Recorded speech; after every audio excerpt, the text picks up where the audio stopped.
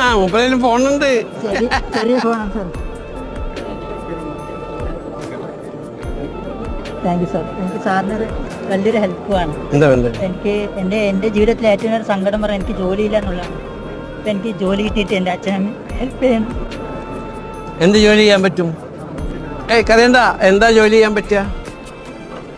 എന്ത് ജോലിയും ചെയ്യാനുള്ള കോൺഫിഡൻസ് ഉണ്ട് സാർ. കോൺഫിഡൻസ് ഉണ്ട്. അപ്പൊ അവരോട് ഞാൻ പറയാം കേട്ടാ. രജിത്ത്, പുള്ളിക്ക് ഇവിടെ ഒരു ജോലി കൊടുക്കണം. പുള്ളിക്ക് എന്ത് ജോലി ചെയ്യാൻ പറ്റാവുന്നോ ജോലി കൊടുക്കണം കേട്ടാ. പുള്ളിക്ക് കംഫർട്ടായിട്ടുള്ള ജോലി കൊടുക്കണം. അടുത്ത പ്രാവശ്യം ഞാൻ വരുമ്പോ പുള്ളി ഇവിടെ ജോലിക്ക് ഉണ്ടാവണം. പോരെ? Thank you sir. Yusuf Ali സാറിന്റെ അടുത്ത് പോയിട്ട് ബുദ്ധിമുട്ടുകൾ പറയുമ്പോൾ ഇന്നേ വരെയും ഒരാളെ നിരാശരായിട്ട് മടക്കിയിട്ടില്ല.